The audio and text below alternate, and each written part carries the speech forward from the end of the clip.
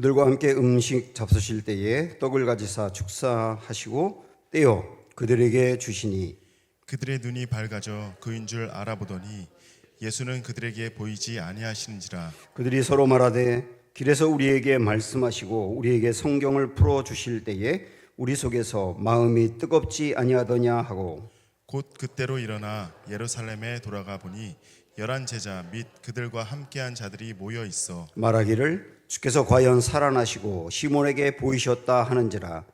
두 사람도 길에서 된 일과 예수께서 떡을 떼심으로 자기들에게 알려주신 것을 말하더라. 아멘. 우리 마음에도 눈이 있다는 거 아시죠? 우리 마음에 눈이 있어요. 눈이 있기 때문에 눈이 밝을 수도 있고 어두울 수도 있죠. 예수님이 마태복음 6장에서 이런 말씀을 하셨는데요. 눈은, 여기서 말하는 눈은 마음의 눈을 말하는 겁니다. 마음의 눈은 몸의 등불이니, 그러므로 내 눈이, 마음의 눈이 성하면, 성하다는 말은 밝다는 얘기죠. 그러면 온몸이 밝을 것이요. 내 마음의 눈이 밝으면 온몸도 건강한 데로 간다는 겁니다. 여러 가지 측면에서. 또 눈이 나쁘면, 그래서 나쁘면이라고 하는 말은 어둡다는 개념이겠죠. 그러면 역시 온몸도 어두울 것이다. 그러므로 내게 있는 빛이 어두우면 그 어둠이 얼마나 더하겠느냐, 이렇게 말씀하셨어요. 그러니까 우리의 몸은 우리의 마음의 눈에 의해서 움직인다, 그런 얘기입니다. 또 이 마음의 눈이 중요한 것을 시편에 있는 말씀을 한 구절 더 보시면, 자, 이 말씀 보기 전에 지금 이게 어떤 상황이냐면 다윗이 극심한 고난을 만났거든요.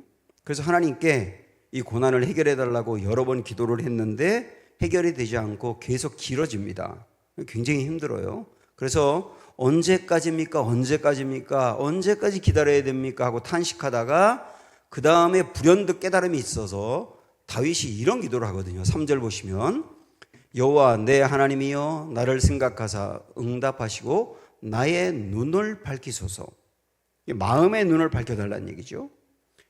그래서 두렵건대 내가 사망의 잠을 잘까 하오며, 이게 무슨 말이냐면 그가 고난이 계속 길어지면서 해결이 되지 않고 어려움이 있다 보니까 그가 사망의 잠을 잘 것 같다는 거예요. 사망의 잠을 잔다고 하는 말은 침체되고 낙심해서 그 삶이 완전히 마음이 무너져 내리는 것을 말하거든요. 그렇게 될까 두려우니, 그래서 어떻게 하다는 겁니까? 내 눈을 밝혀달라고 말하는 거예요. 내 마음의 눈이 밝혀져야 고난 가운데서도 낙심과 침체로 가지 않는다, 그런 얘기 아닙니까? 이것만 봐도 마음의 눈이 밝은 게 얼마나 중요한지 알 수 있습니다.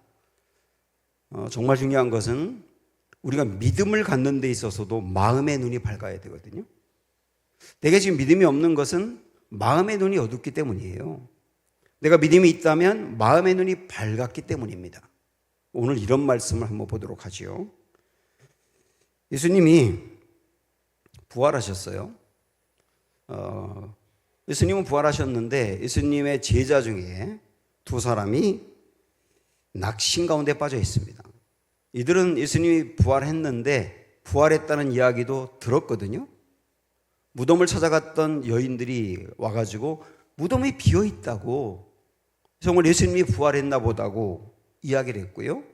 또 예수님의 12 제자 중에 두어 사람이 그들도 무덤에 가가지고 예수님의 무덤이 비어 있는 걸 보면서 정말 예수님이 부활했다고 이야기를 해 주었거든요. 그런데 그 이야기를 들은 제자들이 낙심에 빠져 있어요. 여기서 말하는 이 제자, 두 명의 제자는 글로바라고 하는 이름을 갖고 있는데 예수님의 12 제자 말고 또 다른 제자들이 많이 있었는데 그들 중에 하나였던 겁니다. 이들은 예수님 부활했다는 이야기를 들었지만 부활을 믿지 못해요. 그래서 낙심 가운데 빠져 있습니다. 그런데 참 이상하지 않습니까? 예수님의 그 무덤을 보고 비어있는 걸 발견한 사람들이 예수님 부활했다고 이야기하면 적어도 거기로 달려가서 확인은 해봐야 될 거 아니에요. 정말로 무덤이 비어있는지. 그런데 이 사람들은 그렇게도 하지 않은 겁니다. 왜냐하면 예수님이 부활했을 리가 절대 없다고 생각했기 때문이에요. 그래서 전혀 들으려고 하지 않았기 때문입니다. 이들이 낙심한 마음으로 엠마오라는 마을로 가고 있어요. 아마 이곳이 이 두 제자의 고향이었던 것으로 보이는데, 집이 있던 것으로 보이는데 거기로 가고 있는데 갑자기 두 명이 걸어가고 있었는데 거기에 한 명이 더 추가돼서 세 명이 함께 가게 된 거예요. 아마도 이때는 6월절이 끝난 다음이었기 때문에 6월절엔 많은 유대인 남자들이 예루살렘으로 몰려왔다가 6월절이 끝나면 다 각각 자기 집으로 돌아가다 보니 길마다 사람들이 굉장히 많았는데 그 중에 한 명이 합세했을 거라고 생각했을 거예요. 근데 거기 함께 대화에 참여한 또 다른 세 번째 그분은 예수님이었거든요. 부활하신 예수님. 예수님인데 예수님이 분명히 부활해서 그들과 함께 하는데 예수님을 알아보지 못합니다. 보세요. 한번 말씀 보시면 그들이 서로 이야기하며 문의할 때에 예수께서 가까이 이르러 그들과 동행하시나 그들의 눈이 가려워져서 그인 줄 알아보지 못했다. 이렇게 나오죠. 분명히 예수님은 부활하셨는데 그런데 알아보지 못했습니다. 아마도 예수님이 십자가에 돌아가실 때 모습하고 부활하신 모습이 완전히 달랐기 때문일 거예요. 이걸 보면 우리도 죽을 때의 모습과 부활했을 때의 모습은 비교가 안 될 정도로 다를 것임을 예고하는 말씀이기도 하지요.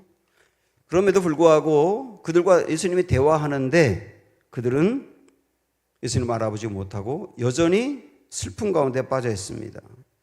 이게 어쩌면 우리의 문제일 수 있지 않을까 그런 생각이 들어요. 분명히 부활하신 예수님이 내 곁에 나와 가까이 계시는데도 그게 나에게 안 보이는 거거든요. 부활이 믿어지지도 아니하고 부활하신 주님이 나와 함께 한다는 것도 확신이 되지 않으니까 그러니까 계속 슬픔 가운데 계속 낭만 가운데 계속 어려운 가운데 여전히 빠져 있는 것이죠. 다른 사람이 예수님의 부활에 대해서 이야기해도 그게 내 이야기는 안 되는 거예요. 그 사람은 뭐 만났다고 하고 확신한다고 하지만 나에게는 내 이야기가 안 되는 거죠. 그런 분들이 여전히 많이 있을 겁니다. 그러면 여기서 이 두 명의 제자들이 부활에 대한 소식도 들었고 또 부활하신 예수님이 옆에 함께 걸어가면서 대화를 하는데도 왜 알아보지 못하느냐, 다시 말하면 왜 부활을 확신하지 못하느냐, 왜 믿음이 생기지 않느냐, 이런 질문을 하고 해본다면 오늘 말씀에 답이 있어요. 다시 한번 16절 보시면 이렇게 말씀합니다. 그들의 눈이 가리워져서 그인 줄 알아보지 못했다, 이렇게 나오거든요. 눈이 가려졌다는 거예요. 여기서 말하는 눈은 마음의 눈이죠. 마음의 눈이 가려졌다. 가려졌다는 말은 체포됐다는 얘기거든요. 갇혔다, 체포됐다. 죄를 지은 사람이 잡혀가지고 갇혀서 체포된 상태로 옥에 들어가면 어떻게 되느냐면 세상이 보이지 않아요. 세상이 보이지 않고 최소한 창문으로만 세상이 보일 뿐 세상이 어떻게 돌아가는지 전혀 보이지 않는단 말이죠. 이걸 가려졌다 이렇게 표현하는 겁니다. 우리 중에 부활에 대한 이야기를 들어도 마음의 눈이 가려지면 내게 실제가 안 되는 거예요.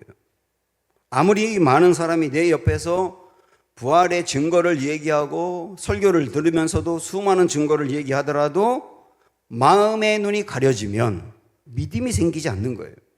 부활만이 아니라 기독교에서 말하는 중요한 창조라든지 예수님이 하나님이고 구원자가 되신다든지 그리고 예수님이 다시 오신다든지 구원이 있다든지 이런 중요한 기독교의 교리나 사실들에 대해서도 믿음이 생기지 않는 거예요. 왜? 눈이 가려졌기 때문에. 이렇게 눈이 가려지면 말씀이 감추어지게 되어 있습니다. 이 두 제자가 사실은 예수님으로부터 예수님이 십자가에서 돌아가시고 부활할 거에 대해서 굉장히 많이 말씀을 들었거든요. 우리 한번 이 말씀 누가복음에 있는 말씀을 보십시오. 18장에 인자가 이방인들에게 넘겨져 희롱을 당하고 능욕을 당하고 침뱉음을 당하겠으며 그들은 채찍질하고 그를 죽일 것이나 십자가에서 돌아가실 것을 지금 예수님이 말씀하고 있죠. 제자들에게. 그는 3일 만에 살아나리라. 이렇게 부활도 예수님이 말씀했죠. 분명히 제자들에게. 그러나 제자들이 이것을 하나도 깨닫지 못하였다. 이렇게 나오잖아요. 예수님이 제자들에게 수도 없이 십자가와 부활을 얘기하셨어요. 예수님이 십자가에 돌아가실 걸 말씀했고 돌아가신 다음에 3일째 되는 날에 부활할 것도 말씀을 했습니다. 이게 얼마나 중요한 얘기입니까? 그런데 이게 가장 중요한 얘기인데 제자들은 다른 말씀, 다른 것에는 은혜도 받고 감동도 받고 믿음이 생기는데 정작 가장 중요한 십자가와 부활에 대한 믿음은 없는 거예요. 교회를 다니면서 수많은 설교를 듣고 그 다음에 말씀을 가까이 하면서 이것저것에 대해서 은혜도 많이 받고요. 감동도 받고 힘도 얻고 마음의 평안도 얻는데 근데 가장 중요한 십자가 부활에 대한 믿음이 안 생기는 분들이 있어요. 다른 건 은혜를 많이 받는데 말이죠. 가장 핵심적인 거에 대해서 믿음이 생기지 않는 분들이 있다고요. 왜 그럴까요? 눈이 가려져서 그런데 이분들이 눈이 가려진 또 하나의 이유를 이렇게 말씀합니다. 왜 제자들이 깨닫지 못했느냐? 한번 누가복음 18장 34절 보시면 제자들이 이것을 하나도 깨닫지 못하였으니 그 다음에 그 말씀이 감추었으므로 이렇게 표현하거든요. 말씀이 감추었으므로 그들이 그 이르신 바를 알지 못하였더라. 예수님이 말씀을 하세요. 예수님이 제자들에게 직접 말씀하셨다고요. 나 십자가에 죽고 부활할 거야. 예수님의 말씀을 여러 번 듣는데도 그들이 깨닫지 못하고 믿지 못한 이유가 뭐라고요? 말씀이 감추었대요. 말씀이 감추었다는 말은 안 들린다는 얘기예요.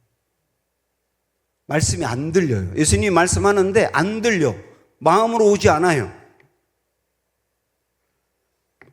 사실 돈에 관심이 있는 사람은 돈 얘기만 하거나 아니면 인터넷에서 짧게 돈과 관련되어 있는 기사를 읽어보면 엄청나게 잘 기억하거든요. 그 사람 관심이 거기 있으니까요. 근데 관심이 없는 것을 말하면 들어도 안 들리는 거예요. 여러분 가정에서 그러지 않나요? 아내가 남편에게 분명히 내가 얘기했잖아. 분명히 얘기했잖아. 그러면 남편이 언제 얘기해? 나 들은 적이 없는데. 그러면서 큰 소리를 치고 싸우거든요. 우리 집이 그래요. 아내는 껄핏하면 저에게 내가 분명히 얘기했잖아. 그러면 저는 언제? 들은 적이 없는데. 근데 둘 다 맞거든요. 제 아내가 이야기한 것도 맞고 제가 안 들은 것도 맞아요. 왜냐하면 제 아내는 얘기를 했는데 저는 그거에 별로 관심이 없거나 별로 듣고 싶지 않거나 그래서 아내가 얘기했는데도 내 마음으로 안 다가온 거예요. 그게. 이걸 뭐라고 말하냐면 아내의 말이 감추어졌다 그렇게 말하는 거예요. 안 들린다. 하나님의 말씀이 우리에게 들리려면 내 마음에 지향하는 바가 거기에 가 있어야 되거든요. 근데 내 마음이 거기에 관심이 없으면 안 들린단 말이에요. 제자들은 예수님이 십자가와 부활에 대해서 아주 자주 말씀하셨고 예수님이 돌아가시기 직전에는 반복적으로 거듭 얘기하셨거든요. 근데 안 들려요. 그 중요한 말씀이에요. 왜냐하면 그들의 관심이 십자가와 부활이 아니에요. 예수님이 왕이 되는 것, 그리고 예수님 옆자리에 자기들이 앉아가 출세하는 것, 온통 관심이 거기에 있다 보니까 예수님이 잡히시는 날 있잖아요. 잡히시는 날까지 그들의 관심은 여기에 최고조로 가 있는 거예요. 어떻게 하면 예수님이 왕이 되고 우리가 중요한 자리를 차지할까? 그러니까 중요한 십자가 부활에 대한 말씀이 안 들린단 말이죠. 지금 엠마오로 마을로 가는 두 제자도 예수님의 이 말씀을 거듭거듭 들었음에도 불구하고 역시 그들의 관심도 똑같이 거기에 있었던 것이죠. 그래서 말씀이 감추어져 있는 거예요. 교회를 오래 다니신 분들, 설교를 듣고 그다음에 말씀을 여러 번 접했던 분들 중에도 여전히 이 중요한 기독교의 진리에 대해서 마음으로 받아들이지 못하고 확신하지 못하는 이유는 어쩌면 그 말씀이 여러분에게 안 들렸기 때문일 겁니다. 말씀이 감추어져 있는 거예요. 자, 두 가지였죠. 왜 믿지 못하느냐? 눈이 가려졌다. 마음의 눈이 가려졌다. 또 하나는 말씀이 감춰졌다. 사실은 마음의 눈이 가려져서 말씀이 감춰지는 것이겠죠. 이런 상태인 것이죠. 혹시 이게 우리 이야기가 아닐까요? 그러면 눈이 가려져 있고 말씀이 감추어져 있는 이들에게 소망이 있는가? 있습니다. 당연히 있습니다. 예수님이 엠마오 마을로 가는 그 두 제자를 일부러 찾아오신 거잖아요. 찾아오신 이유는 가려진 그들의 눈을 뜨게 하고 싶어서죠. 찾아오셨죠. 이들의 눈이 정말 띄는가? 보세요. 말씀 보시면 그들의 눈이 밝아져 그인 줄 알아보더니 그랬어요. 분명히 나와 있죠. 그들이 예수님을 알아봤어요. 아, 우리와 함께하고 지금 대화를 나누고 있는 이분이 예수님이구나. 예수님이 부활하셨구나. 부활에 대한 믿음이 이 순간에 생겼단 말이죠. 그런데 이들이 어떻게 이 예수님을 알아보고 믿음을 갖게 되었다고 나오나요? 눈이 밝아졌다고. 눈이 밝아졌다. 눈이 밝아졌다는 말은 우리가 앞에서 보았던 눈이 가려졌다는 말하고 반대 개념이죠. 눈이 가려져가지고 눈이 체포된 상태에서 보이지 않았었는데 눈이 밝아져서 이제는 보인단 말이에요. 이게 믿음이 들어가는 순간이거든요. 그래서 우리 교우들 중에도 부활을 믿는 분들, 기독교의 중요한 진리를 여러분이 분명히 마음으로 믿는 분들은 여러분에게 눈이 밝아진 거예요. 눈이 밝아졌다. 그 말은 이 두 제자가 스스로 눈을 떴다는 개념이 아닙니다. 수동태예요. 눈이 밝아지게 되었다거든요, 사실은. 눈이 밝아지게 하시는 분은 하나님이세요. 하나님이 눈을 열어주어야만 볼 수 있는 겁니다. 그래서 저는 설교하면서 믿으시기 바랍니다. 그런 거 잘 안 해요. 믿으시기 바랍니다. 그러면은 아멘 하겠죠, 여러분들. 주무시다가도 그 얘기만 나오면 우리나라 교인들은 벌떡 깨가지고 아멘 하고 또 주무시거든요. 그게 뭐가 중요해, 그게. 믿으시기 바랍니다가 중요한 게 아니고 부활은 믿는 게 아니라 믿어지는 거예요. 부활은 믿는 게 아니라 믿어지는 거라고요. 언제? 눈이 밝아지면. 하나님이 눈을 뜨게 해 주시면 그때 밝아진단 말이죠. 우리도 이 새생명 축제 다음 주에 있는데 이게 굉장히 중요한 게 이겁니다. 이전에 눈이 가려져가지고 전혀 기독교에 대한 관심도 없고 교회에 대한 관심이 없던 분들이 그날 초청돼 와도 상관없어요. 교회를 이전에 다녔었는데 그리고 좀 관심도 있었는데 말씀이 그분에게 감춰져가지고 중요한 기독교의 진리를 들을 때 안 믿어지고 마음으로 받아들여지지 않고 귀에 안 들려가지고 아유 난 그냥 교회 스타일이 아닌가 봐 그러면서 교회를 그만두거나 다니더라도 상당히 피상적으로 다니는 분들이라 하더라도 괜찮아요. 주님이 새생명 축제가 있는 다음 주일에 그분들의 눈을 밝혀주시면 됩니다. 이게 핵심입니다. 핵심. 사탄은 어떻게 해서든지 마음의 눈을 가리려고 하고요. 말씀을 감추려고 합니다. 그래서 말씀을 듣고 그래도 자꾸 내 마음에 안 들리게 하고 딴 생각만 나게 하고 머리가 아프고 복잡하고 다른 얘기는 괜찮아. 재밌는 얘기, 건강 얘기, 세상 얘기 그런 거 할 때는 반짝반짝 하는데 그런데 기독교의 중요한 핵심으로 들어가서 부활이든 십자가든 그런 얘기 하면 마음이 무거워지고 눈이 어두워져서 안 들려. 그게 사단의 역사거든요. 그 말씀이 안 들리게 하는 게 사단의 역사거든요. 그러나 하나님은 가려진 눈을 뜨게 하시는 분이고 말씀을 들리게 하시는 분이다. 이게 우리의 소망이란 말이에요. 그래서 우리는 이번 한 주일 동안 정말 열심히 기도하셔야 됩니다.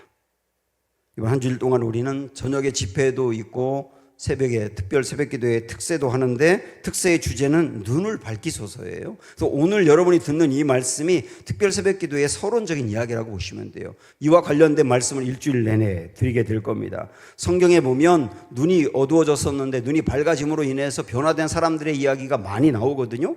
어떤 사람은 절망에 빠져가지고 눈이 어두워서 소망을 잃어버렸었는데 하나님이 눈을 밝혀주시니까 그랬던 사람이 소망을 얻고 일어난 이야기가 있고요. 어떤 사람은 현실의 무거운 벽 때문에 좌절해 있었는데 하나님이 눈을 뜨게 해서 그를 또 일으켜 세운 이야기도 있고요. 어떤 사람은 눈이 가려져가지고 믿음이 도무지 없었는데 하나님이 눈을 밝혀서 믿음을 갖게 한 이야기도 있고요. 이런 말씀들을 새벽마다 나누게 될 겁니다. 그러면서 새생명 축제에 참여할 분들, 오실 분들의 눈을 주님이 열어주시기를 간절히 기도할 거예요. 꼭 참여해서 여러분 그렇게 기도하셔야 됩니다. 눈이 밝아지면 된다. 이런 말씀이지 않습니까? 그러면 자, 하나님이 눈을 밝혀주신다 그랬는데 그런데 이것도 하나님 눈을 밝혀주시는 과정도 어떤 경우는 한순간에 밝아지기도 해요. 그런데 많은 경우는 또 과정이 있습니다. 눈이 밝아지기까지 과정. 이 엠마오 마을로 가는 두 제자도 그런 과정이 있었습니다. 어떤 과정이냐? 크게 두 가지인데 먼저 첫 번째 과정을 이 말씀을 한번 읽어보세요. 그들이 서로 말하되 길에서 우리에게 말씀하시고 우리에게 성경을 풀어주실 때에 우리 속에서 마음이 뜨겁지 아니하더냐? 이렇게 말합니다. 그러니까 두 제자가 부활하신 예수님을 보고 난 뒤에 다시 말하면 부활을 확신하고 난 다음에 자기들끼리 얘기하는 거예요. 야, 우리 길을 걸어올 때 예수님이 우리에게 말씀을 풀어주었잖아. 그 말씀을 풀어줄 때 내 마음이 뜨겁던데. 뜨거웠다는 말은 마음이 불탔다는 얘기거든요. 너도 그랬니? 나도 그랬어. 마음이 불탔어. 바로 요때 제자들의 마음의 눈이 상당히 열린 것이죠. 요때 예수님이 길에서 이 제자들에게 성경을 풀어줬다고 그랬는데 어떤 말씀 했는지 27절을 한번 보시면 이런 말씀을 하셨던 거예요. 이에 모세와 모든 선지자의 글로, 구약에 있는 말씀을 얘기하죠. 시작하여 모든 성경에 쓴 바 자기에 관한 것을 자세히 설명하시니라. 자, 이걸 갖고 좀 각색해서 이렇게 말씀드리면 이런 겁니다. 두 제자가 갑자기 나타난 세 번째 사람하고 대화를 나눠요. 무슨 얘기를 하고 있었습니까? 그러니까 부활 얘기하고 있었는데요. 우리 선생님이 십자가에서 돌아가셨는데 어떤 사람들이 무덤이 비었다고 말하고 예수님 부활했다고 말하는데 제자들 중에도 그런 말을 하는 사람들이 있는데 우리는 도무지 믿지 못하겠어요. 이렇게 말을 해요. 그러니까 그 옆에 가던 세 번째 사람 예수님이죠. 예수님이 그 두 제자에게 구약 성경 한번 생각을 해보세요. 구약에서 예수님이 오실 것과 예수님이 오셔서 무슨 일을 하실지 그리고 무엇보다 예수님이 십자가에서 돌아가실 것이 예언되었죠. 읽어보신 적 있어요? 읽어봤죠. 근데 구약에서 예언했던 대로 실제 예수님이 그대로 다 하셨고 십자가에 돌아가셨잖아요. 근데 구약에 보면 예수님이 부활할 것도 예언했다고 했는데 그 얘기 들어보셨어요? 글쎄요. 구약에도 예수님이 부활할 것이 예언돼 있어요. 예수님이 십자가에서 예언대로 돌아가신 것처럼 예수님이 구약에서 예언한 대로 진짜 부활하신 거예요. 예수님이 지금 구약에 있는 말씀을 갖고 제자들에게 설명하면서 자, 여기 한번 보세요. 이 말씀에 보면 이런 말씀이 있는데 구약에 이 말씀이 이렇게 이루어졌잖아요. 자, 구약에 있는 이 예언이 또 이렇게 이루어졌잖아요. 구약의 부활에 대한 말씀이 지금 또 이렇게 이루어진 거예요. 예수님이 이렇게 설명을 해주는 거예요. 그때 제자들이 들으면서 의아해했던 그 표정들이 상당히 밝아지면서 정말 그럴 수도 있겠구나라고 생각을 하는 것이죠. 그때 예수님이 계속 말씀합니다. 예수님이 여러분과 함께 계실 때에도 십자가에 돌아가실 거 말씀하셨잖아요. 제자들은 그게 잘 안 들렸던 건데 그런데 하도 자주 말씀해서 말씀한 건 알고 있잖아요.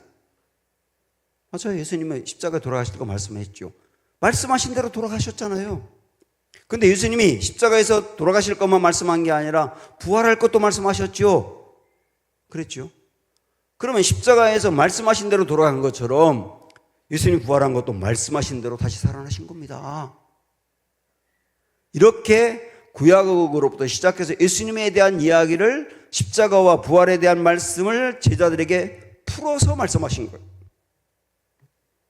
그때 제자들이 그 말씀을 들을 때 가슴에서 불탔다. 불탔다. 그 말씀이 은혜가 되고 감동이 되고 그 마음이 움직였다 그 말이에요. 이게 눈이 띄어지는 과정인 겁니다. 우리가 성령의 능력으로 믿음이 생기고 변화된다. 그런 얘기 많이 하는데 구체적으로 성령이 우리의 마음에 믿음을 불어넣어주고 눈을 뜨게 하고 그다음에 우리를 변화시킬 때 가장 중요한 도구로 사용하는 게 말씀이거든요. 말씀을 들을 때 내가 말씀을 듣거나 읽거나 공부하거나 그걸 갖고 이제 묵상하거나 그럴 때 그 말씀이 이해되게 하고요. 그 말씀에 비추어 내가 보이게 되고 그리고 그 말씀이 내 마음으로 들어와서 수용이 되면서 믿음이 생기는 거예요. 이 믿음이 이렇게 자라는 거거든요. 어떤 때는 이전에 내가 들었던 말씀을 기억나게 합니다. 성령님이. 그래서 그때는 들을 때는 맹숭맹숭 들었어요.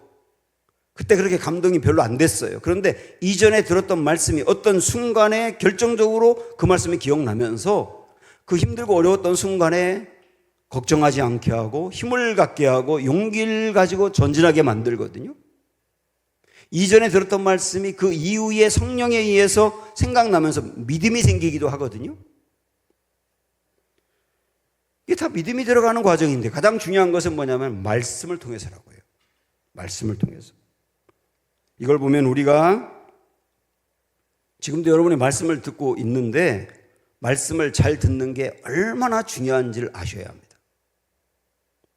귀담아 듣는 게. 그리고 내 믿음이 계속 생길 뿐만 아니라 성장하는 것도 말씀을 통해서거든요.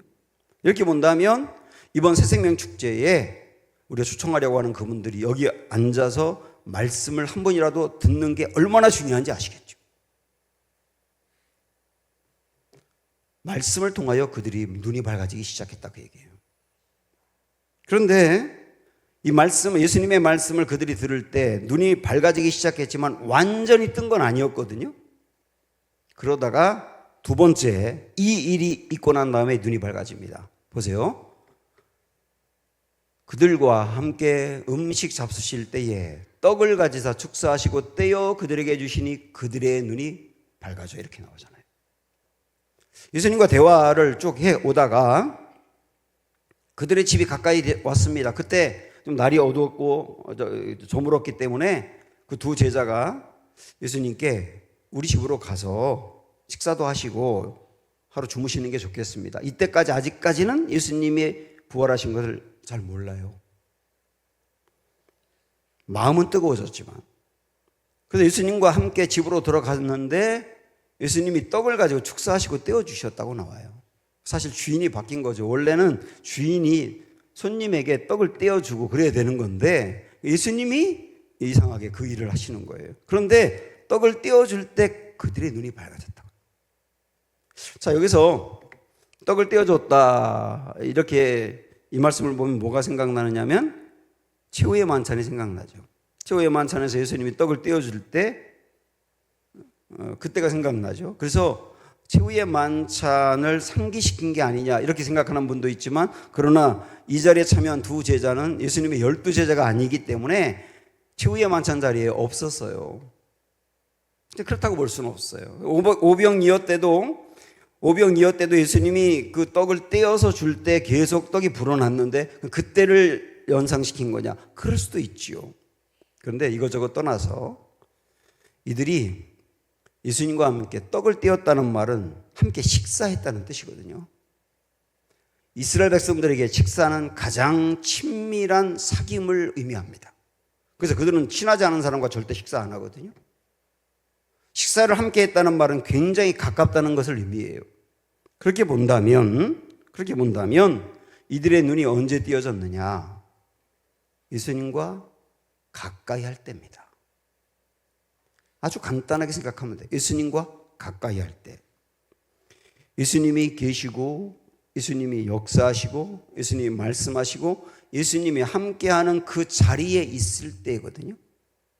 그렇게 본다면 우리가 언제 눈이 띄어질 수 있느냐? 말씀이 있는 곳에 있고 믿음의 공동체가 있는 곳에 있고 그래서 내가 먼저 만난 부활을 이야기하고 증언하고 간증하는 그런 이야기가 있는 곳에 있고 그리고 예수님이 함께하는 공간에 있을 때 그 순간에 우리의 눈이 띄어질 가능성이 매우 높다는 걸 말씀하고 있지 않습니까? 그래서 이 말씀을 통해서 우리는 언제 믿음이 생기는지 어떻게 믿음이 생기는지 궁극적으로는 주님이 눈을 띄워주는 거지만 우리는 말씀이 있는 곳에 있어야 한다. 말씀을 들어야 한다. 말씀이 나타나는 곳에 함께해야 한다. 그때 성령님이 내 마음을 열어 믿게 한다. 이렇게 정리할 수 있는 겁니다. 이게 우리가 할 수 있는 일이거든요. 예수님의 말씀을 듣고 떡을 떼어줄 때 가렸던 눈이 밝아진 제자들. 그 제자들은 눈이 밝아진 다음에 어떻게 되었을까요? 눈이 밝아지면 어떤 변화가 일어날까요? 그런 얘기입니다. 31절 보시면 그들의 눈이 밝아져 그인 줄 알아보더니 예수는 그들에게 보이지 아니하시는지라. 예수님이 부활하신 것을 그들이 믿게 하는 게 목적이었기 때문에 그들이 예수님이 부활한 걸 믿자마자 그 자리에서 떠나셨거든요. 더 이상 예수님이 안 보입니다. 보십시오. 이 제자들은 길에서 예수님과 함께 했어요. 함께. 대화도 하고 함께 하는데 믿지 못했잖아요. 보이는 예수님이 있는데도 믿지 못했는데 이제는 예수님이 안 보이는데도 분명하게 믿는 거예요. 이게 변화거든요. 우리도 이전에는 뭔가를 보여달라. 근데 보여주면 믿을게. 뭐 그랬는데 내 마음에 믿음이 확실히 생기고 나면 아무것도 안 보여도 믿음으로 나가게 된다는 얘기예요. 내 지금 앞에 현실이 너무나 막막하고 힘들고 어려워도 내 안에 확고한 믿음이 있으면 아무것이 보이지 않아도 그 믿음으로 담대히 나아가게 되고요. 힘을 내게 된단 말입니다. 미래가 아무것도 보이지 않아도 확고한 믿음이 내 안에 있으면 미래에 대한 그림을 그리게 되거든요. 그리고 전진하게 되거든요. 이게 변화입니다. 눈을 뜨면 이런 변화가 있는 거예요. 또 하나, 그 다음 33절 말씀 보시면 곧 그때로 일어나 예루살렘에 돌아가 보니 11 제자와 그들과 함께한 자들이 모여 있었다. 이렇게 나오는데 이들이 그때로 그러니까 예수님이 부활을 확신한 그때에 주저하지 않고 하룻밤 자고 가야지도 아니고 바로 그때 일어나서 예루살렘으로 갔다. 자, 여기서 지금 이 제자들이 있던 엠마오라고 하는 곳은 실패의 자리, 좌절의 자리, 무엇을 해야 될지 모르는 자리거든요. 막막한 자리죠. 그런데 예루살렘은 소망의 자리, 해야 할 일이 무엇인지 아는 자리, 그리고 사명을 나타내는 자리거든요. 거기로 나아갔다는 얘기예요. 예루살렘으로 갔다는 얘기는. 물론 예루살렘은 위험한 곳입니다. 예수님을 잡아 죽인 사람들이 제자들도 잡아 죽일 수 있기 때문에 위험한 자리지만 상관없어요. 위험해도 이제 내가 무엇을 해야 될지 알았다는 거예요. 이 제자들은. 부활을 증언하면 되는 거거든요. 부활을 증거하며 살아야 되겠다. 앞으로 나의 인생 내가 할 일을 발견했다. 그 얘기죠. 그래서 내 마음에 확고하게 믿음이 생기고 나면 무슨 일을 해야 되고 앞으로 어떤 인생을 살아야 될지에 대해서 확고하게 정립이 되는 거예요. 이게 변화죠. 하나만 더 보시면 마지막 34, 35절에 말하기를 주께서 과연 살아나시고 시몬에게 보이셨다 하는지라 두 사람도 길에서 된 일과 예수께서 떡을 떼심으로 자기들에게 알려지신 것을 말하더라. 이들이 예루살렘으로 가서 숨어있는 제자들에게 간 겁니다. 제자들은 여전히 두려워해요. 근데 갔더니 제자들 중에 몇 사람이 진짜 예수님 부활했다 이렇게 말하는 것을 두 제자가 들어요. 그러면서 자기들의 믿음이 더 확고해지는 거죠. 그리고 자기들이 길에서 만난 예수님, 떡을 떼어주신 예수님, 그래서 부활을 확신하게 되고 이 부활하신 예수님을 본 이야기를 제자들에게 하는 거죠. 그 제자들은 이 두 사람의 이야기를 들으면서 믿음이 분명하지 않고 아직 부활에 대해서 의심했던 사람들이 믿음이 생기는 거죠. 그래서 믿음이 약한 사람에게 믿음을 불어넣는 일을 하게 됐다 그 말이에요. 그래서 내 마음이 밝아져서 확신하게 되면 어떤 변화가 있느냐? 의심하고 흔들리고 힘들어하는 사람을 이렇게 세우게 된다. 이게 변화죠. 눈이 밝아지면 이렇게 된다 하는 말씀 우리에게 해줍니다. 기대가 되고 그리고 기도하게 되고 다음 주 새생명 축제에도 소망이 생기게 됩니다. 꼭 초청하셔서 말씀 듣게 하시고 말씀 들을 때 주님이 눈이 밝아지도록 일주일 내내 우리가 기도하고 그래서 초청되어 오는 그분들에게도 이런 변화의 역사가 있기를 축복하고 소망합니다.